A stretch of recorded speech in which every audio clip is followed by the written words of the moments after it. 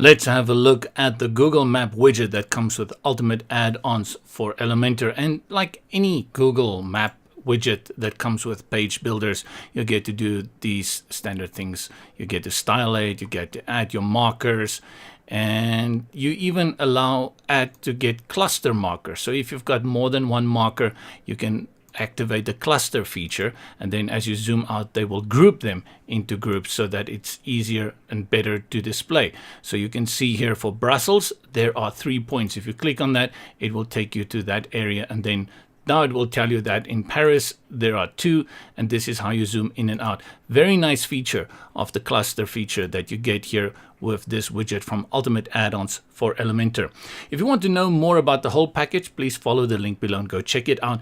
Ultimate Add-ons for Elementor is made by the same guys who make Astra, so they know how to integrate things with Elementor, they know how to work with Elementor, and their widgets are on the ball. Let's have a look then at the Google Maps widget. Before you go into that, you need to go through the process of getting a Google Map API key, and if you don't know how to do that, follow the link below in the description. We've got a video on that explaining to you how to do that. If you did do it about 6 months ago, no, it has changed. You have to go check again. The developer platform has changed. You have to connect an account, a billing account now to your account. So just go check that video and you'll understand how it works. And then when you want to enter that, you have to go to your dashboard, and then you go here for settings, under settings, and you go to UAEL. And then when you see all the widgets over here, you go to the Google Map and you click on settings, and then you enter your map API key over here. Right. Let's hop back in here and then look for it. And we search Google, and you're going to see one is called Google Maps, one is called Google Map, and the UAEL is the one we are working with. That one comes with Elementor. This one gives us a few more things that we can do than the other one. Let's begin then at styling it and first find our places. It's set again at Coca-Cola London. I have no idea why everybody wants to do it, but this one works with latitude and longitude. And there's a nice little feature over here that says click here to find out what the settings for this one is. So when you click it, it's going to open another page. And then from here, you can type in what you want. So I'm going to type in my hometown, Stellenbosch. And if they cannot find it, they will ask you to give more information. But in this case, it is right on the money, and there is my hometown. So I grab the various settings over here, and I go and copy paste it over there. Grab the next one, copy and paste it. And there we go. That's how quickly you get into it. You can do some styling over here. Of course, you have to write here Stellenbosch. Otherwise, it will keep that Coca-Cola thing. And if you click on it, nothing happens because your display info window is currently set on none. Now you can say on mouse click, which I'm going to do on mouse click. Now I click on it, it says Stellenbosch. I can add more information here under the address information. It can be anything. I'm going to call it Home of the Winelands. And if you don't know, we make excellent red wine in Stellenbosch. I don't make it, I just drink it. So now if I click on it, you will see there, Stellenbosch, Home of the Winelands. And then for our marker, which is this one, the red little marker icon, you can have default, or you can bring in your own. Like for example, they did up here with these ones for the different countries. You can do that as well. You can go grab your custom icons and bring them in for this. That is our address, but we can add a second one. So for example, I want to add the University of Stellenbosch, the business school. Then I can go over here and I'm going to type in University of Stellenbosch, University of Stellenbosch. See if they can find that. And this one should be over. They're going to give me the one that's in a nearby town, which is the business school. Let's grab those coordinates again and we paste it down here. This one, paste it, and then I'm going to call this Stellenbosch Business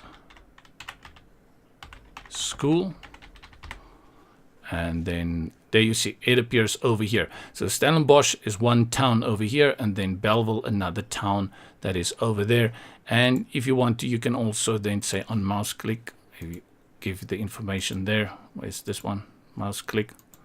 Why this one doesn't want to appear? What did I do wrong on mouse click? Okay, I did put it on mouse click. Oh, it hasn't loaded again. So we just need to refresh that. And that's how you put your markers on the window. I like it. It works very well. And, you know, sometimes you just type in the address in Google. Some of the add-ons that you get will search it for you. That's very hicky. You're never 100% sure if they got the address correct. I prefer this method. It gives me the precise connection. You do need to do that extra copy-paste steps, but to me it's worth the while. Let's look at the layout. You have a map type here for road map, satellite, hybrid, and terrain. You're going to leave it on the road map. And then you have some skins that you can play around with. And these skins, you know, can probably suit your website design. Nowadays, I like to put maps in pop-up windows, and you can also add the JSON styling over here. Just click it and go fetch those different skins. For example, if I click here, open up a new website, and from this website, there will be many skins that I can have, and you can import or create it from here.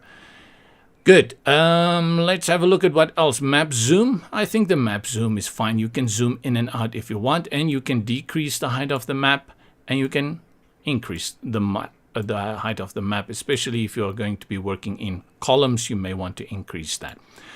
The controls next. So I want to give you advice on the Street View control.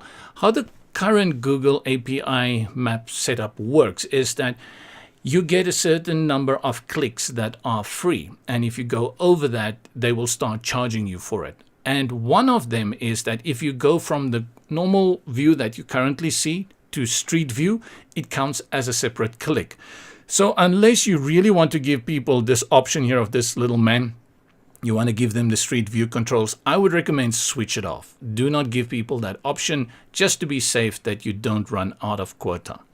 The map type control is up here, so I've removed that as well. Why? Because if you switch again between maps, it's going to again count towards your quota. You have different sets of quotas, but it's just something that you have to take into consideration.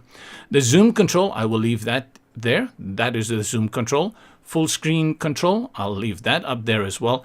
And the zoom on scroll, you can enable or disable it. Now this one I'm in two minds about. I like zoom on scroll, but I've seen recently when I test the websites, when I get to the bottom and I use my mouse to scroll, I try to go down, but it doesn't want to go down. It just keeps enlarging the map. So this one, up to you, whether you want to activate the zoom on scroll or not. Let me just show you what do I mean by zoom on scroll.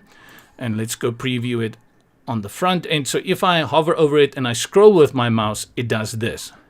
Now, like I said, normally I would say, yes, this is exactly what I want. But if you place it at the bottom of a page and you have a contact form over here, people naturally do this. They scroll with their mouse. And then when they get over here, it starts doing this. And now they have to move the mouse to the left or right and then scroll. So think about it. I used to say I like zoom on scroll. Now I think I would probably switch it off because I've seen how it annoys me when I work with it. The map alignment, I think center is good enough, but you can have it moderate and then it will do this. It will focus on your main one and your focus, but that's why I would go for center. Now the cluster, the markers, it's not going to work on this one, I believe, because we've only got this. Oh no, there it works. Great stuff. I'm impressed. So that is a very nice feature. If you zoom out and you've got like offices around the world, like a franchise or your conglomerate kind of business doing manufacturing in different countries, and you want to show the locations, then it will group those that are nearby to each other in a certain vicinity, and it will display how many have been grouped. Like in this one, you can see there are 2. So once a person clicks on it, it will take you to that area. Just to show you again the example they have over here, they've got, oh yeah, you see there we go in Europe 2, and then that groups into 3 with Belgium. And the more you zoom out, the more they will cluster together. I like this feature, very nice if you need to have all these different locations, and you can just click over it, go to London, and it gives you the 3 locations there in London. That is what cluster markers do. The info window is this one that if I click here on Stellenbosch, you will see that's the info window. So I can increase and decrease the space.